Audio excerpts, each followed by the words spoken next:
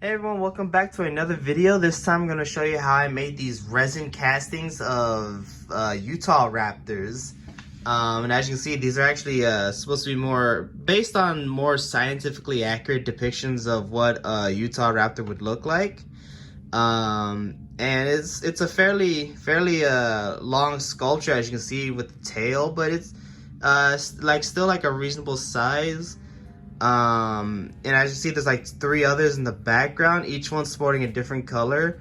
My thought process behind each one was I thought about basing them off like actual, since since scientists believe that, like, a lot of dinosaurs are more related to birds. I thought it'd be interesting to give each raptor paint a color scheme that was based off real birds, so like finches and magpies and things like that, other species like that, and just thought I'd try it out and see how it looked. And I mean, so far I think these came out pretty cool.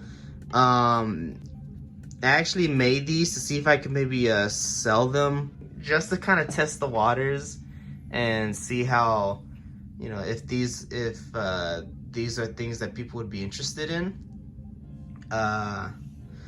So these aren't going to be like, I'm not like selling online. I'm not quite sure if I'm comfortably there yet, but I just thought I'd dip my toe into that realm and see how it turns out. And if I could be, if I feel more comfortable, then maybe I could, start expanding and, I don't know, do something. Cause I really do like doing mold makings and casting and, using those abilities to create stuff like this.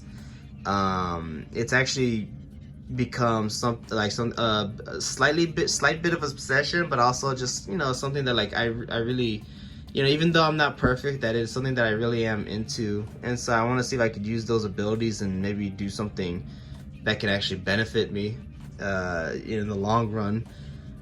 So yeah, I mean, I've just yeah, so like I said, I just made 4 and I'm gonna test out and see how they do. So I guess going back to these, I mean, I guess to tell you a little bit of the process making behind these, I pretty much just like the alligators that you saw in the other video, I pretty much made an original, which, as you can see, is right here. And I've kind of touched it up and fixed it so that it stands on its own. I was able to get a stand on its own, but in the process of like mold making stuff, it kind of started to get messed up, so I had to fix a lot of parts. And I tried the best I can, and I also added some little things here and there. But yeah, so overall, it's kind of to like where it originally was, sort of. But yeah, and so I made an original sculpture. Used hardware store silicone, which I forgot to mention the alligator video, but it's not the best material for mold making. Obviously, if you want something for mold making, it's best to just get something that's actually dedicated to mold making. So like the what's it called, the Smooth On Umu 30 that I usually use, or even like other Smooth On products, or even other just brands in general, like that are dedicated to mold making. Those are ideal. But I guess to start off a little small and see how it would go, I wanted to use hardware silicone, the #1 clear silicone, and it's good for like a few castings. But after, I'd say, like, I was barely able to get 4. I'd say after that, like, the molds started to degrade to where, like, a lot of details started ripping off. And granted, I think that's because the resin I picked, which is like a Michaels Craft Smart brand resin, 2-part resin, like it's very hard. So when I took it out the silicone, it was like kind of starting to rip off some of the detail. So I don't know if that's more so the material, like the material, or just the silicone itself. Either way, the molds didn't last very long. So if I were to like be a little more professional, my plan and my hope is that I would actually use better materials so that I can make better products. But once that was done, obviously I took the molds apart, and then I used the Craft Smart 2-part resin, like I said. And then once that was done, I used acrylics to paint them. And yeah, I mean, like I said, they were pretty. Oh, and I also primed them. I primed them with a black spray paint.